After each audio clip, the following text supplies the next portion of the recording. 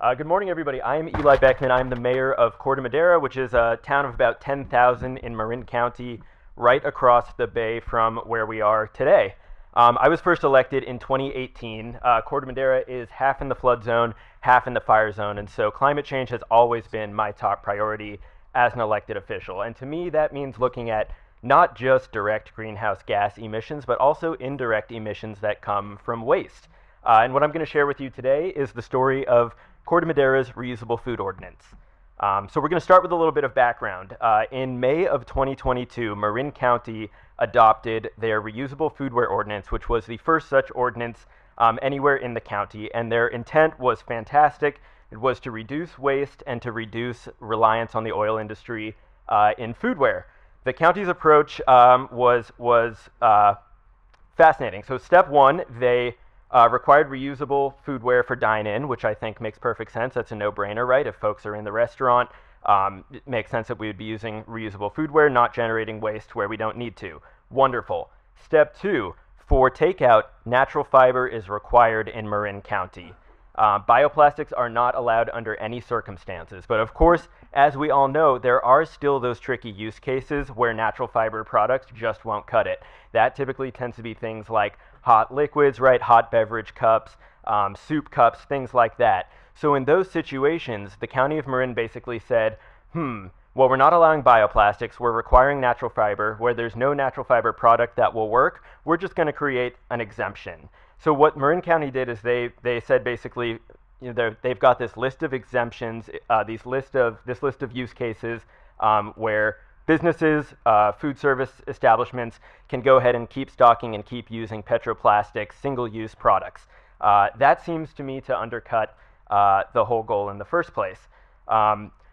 The way it works in Marin County is they've got they've got staff that are monitoring the market for foodware products, constantly keeping an eye on new natural fiber products that come onto the market. They've got their list of exemptions, exempt use cases. They've got a separate list of basically recommended or required items that restaurants purchase to stock. They've got county staff monitoring the market.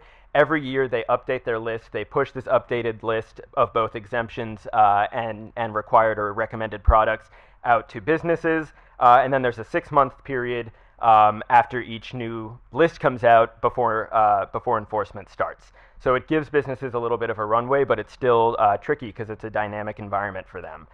So the rationale behind the county's approach here was sort of fourfold.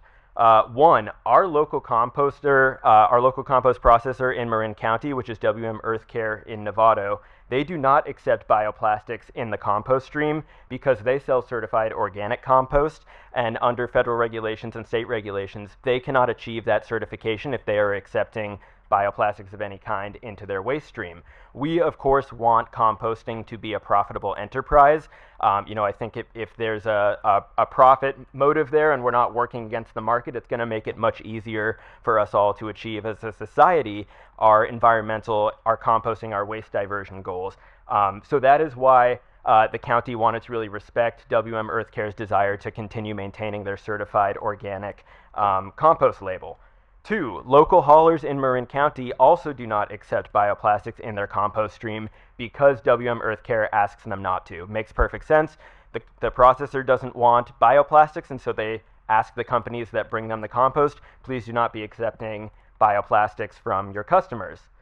Three, there's concern among county officials that allowing bioplastics into the waste stream would confuse businesses and confuse consumers and contaminate the waste stream, right?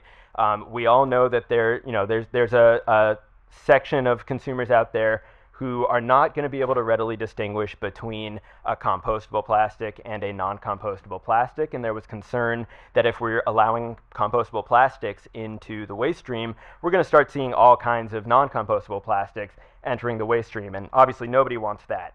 That would be a serious issue.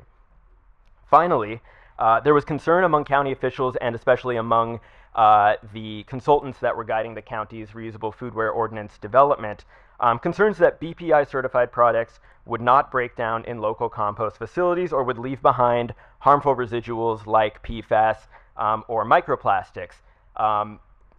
there was basically, I think that the county's effort was plagued by a not fully fleshed out understanding of what the state of the bioplastics industry is. There was not really critical assessment of different types of bioplastics out there. It seemed to me that they were really operating under the assumption that all bioplastics are the same and that all bioplastics are going to break down incompletely and leave behind harmful residuals.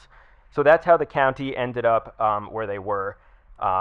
And what happened is, as we often do in Marin, after the county adopted their reusable foodware ordinance, they turned to the 11 cities in Marin County and said, hey, great, we've got this ordinance here. Now you guys all please go and adopt the exact same ordinance.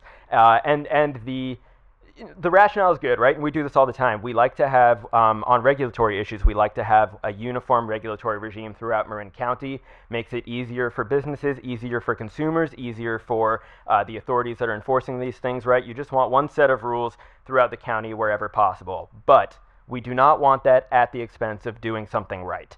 So 10 of the 11 cities in Marin County did exactly as they were asked, and they adopted identical versions of the county's reusable foodware ordinance, requiring natural fiber, exempting any products where there is no natural fiber product that meets that use case, and allowing petroplastics to remain in the waste stream in food service.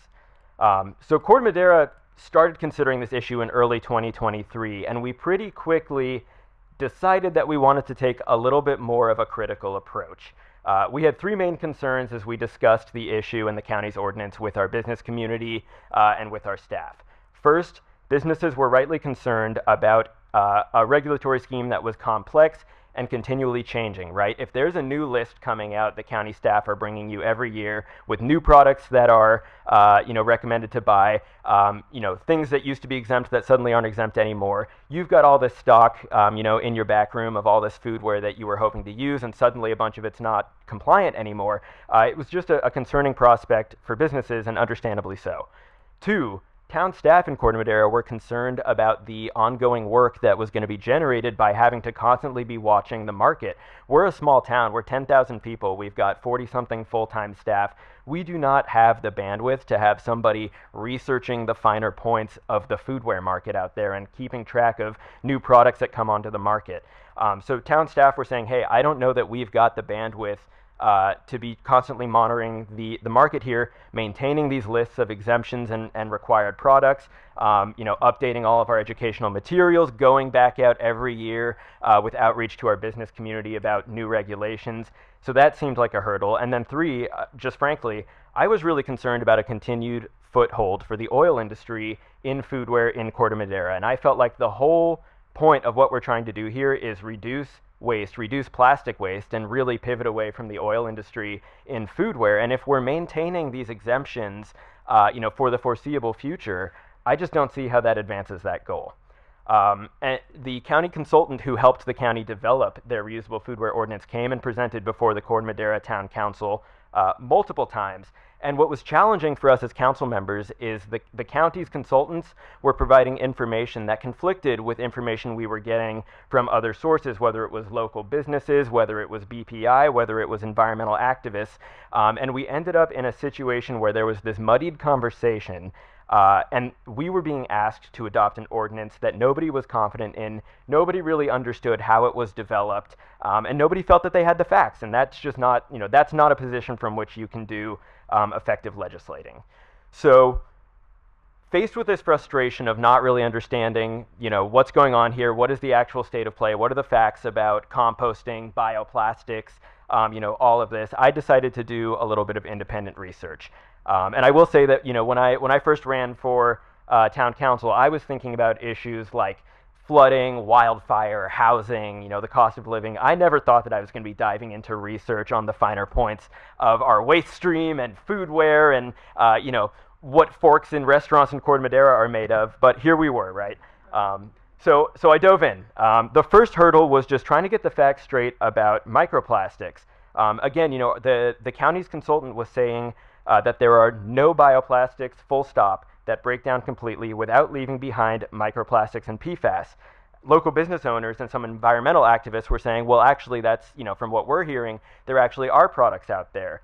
I had multiple conversations with Renaud. I want to shout out Renaud. He was incredibly helpful. But my first step was really trying to reach out to BPI to learn a little bit more about your certification process, about the products that are out there, about sort of what the state of play is in the bioplastics compostable foodware industry. And what I learned was that there are products out there that are shown to break down completely and safely, even under the not particularly advanced composting conditions that we have in Marin County. So that helped settle sort of the question about the facts there. The second hurdle, of course, was figuring out how does this fit in, does it fit in to Marin's waste stream? What does that look like? Rumors have been flying that bioplastics in the compost stream would cause haulers to pick the plastic out of your bins. We were hearing that it would cause them to fine you if you were at your home putting, bioplastics into your green bin, into your compost bin. You were going to get fined. They might refuse to pick up your bin. They might take that whole bin and just throw it right in the trash, which, that would be a huge waste of a lot of otherwise good compost. So we had sort of, rumors flying. It was really unclear what the situation was.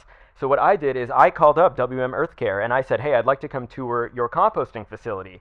And I interviewed their compost operations manager. She very kindly took me on a really thorough tour of their composting operation there.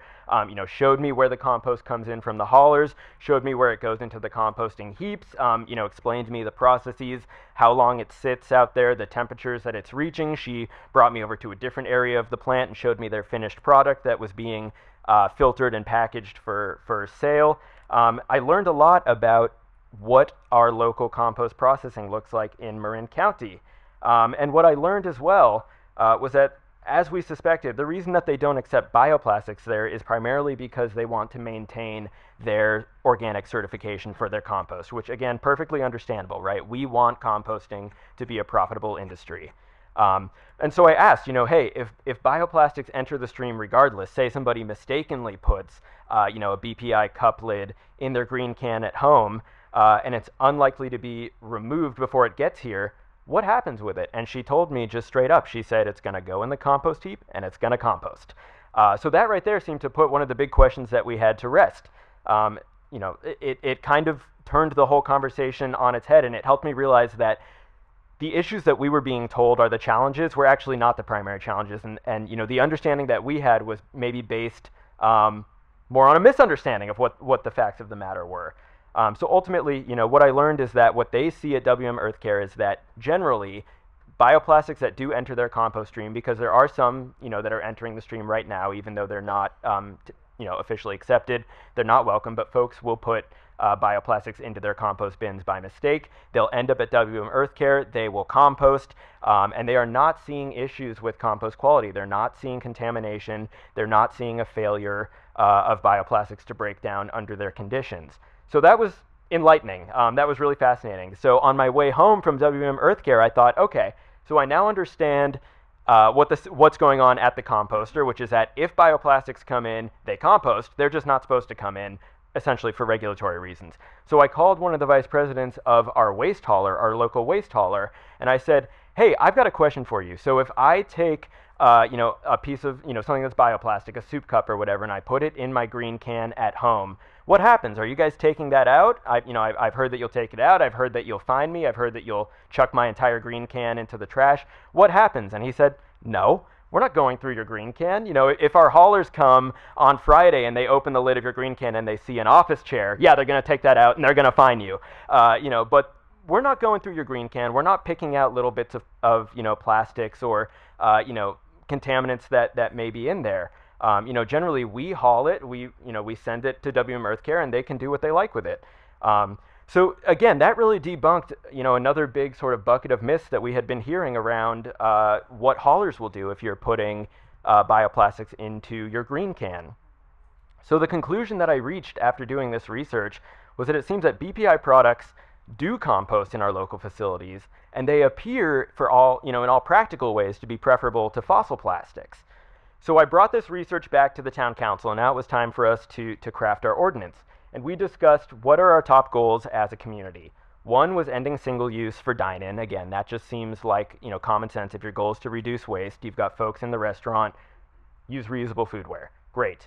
Two, we wanted to make sure that for use cases where there was going to be single-use foodware being given out, that we were using the least harmful products available in any situation. And we agreed natural fiber is always best where it's available, but again, there are use cases where that's just not going to cut it, and we want to have an alternative to fossil plastics that businesses and restaurants can be using. Our third goal was ending oil products in foodware locally, which the county ordinance did not achieve. And our fourth goal was ensuring the integrity of the waste stream, doing the best that we can to do right by WM Earthcare, our processor, to do right by our haulers, and play by the rules as best we can while achieving our environmental goals. So we settled on this sort of best we can do approach, which was requiring reusable for dine-in, requiring natural fiber for takeout where possible, and again, those are both consistent with the county ordinance, but our key difference was we said that where there's no natural fiber product, you must use a BPI-certified product. You must use, or we said BPI or equivalent certification. So basically, what we were looking for is any compostable plastic product that is scientifically proven to break down completely in a timely fashion under the composting conditions that we have in Marin County without leaving behind any harmful contaminants. That was really where we diverged from the county's approach. And what we liked about this is it was a simple solution for businesses and haulers. No petroplastics, period. No exemptions, no lists of approved products, no changes to the rules. And because we were able to present this environmentally sound and more simple regulatory scheme, our ordinance was supported roundly by our business community, and it was ultimately adopted by the town council in a 5-0 vote unanimously. So I took that as a big success. So that's where things stand today. Looking forward, we adopted our ordinance with the hope and belief that it will be a bridge while new products are developed that will allow us to continue reducing the embodied carbon that is in the foodware that's being used in Corte Madera, right? Ultimately, we want the products with the least negative impacts on environmental health and public health. And right now, frankly, that is clearly compostable plastics, good compostable plastics that actually do break down over petroplastics. Of course, it doesn't solve the bigger challenge, and I know that that's a big focus of this summit. Looking at amending state and federal regulations, for example, so that composters can accept BPI and equivalent certified products in organic landfill, giving haulers and processors the confidence to be able to accept these products. That's going to be a big hurdle. There's a long path ahead of us, and I appreciate that none of us gathered here are shying away from that question or the other big fundamental questions that remain around making bioplastics as sustainable as possible. But at the end of the day, what we can say proudly, Corte Madera is the only city in Marin County where petroplastic foodware is totally banned, and I'm incredibly proud of that. So I'm going to leave that there, and I'm going to welcome any questions.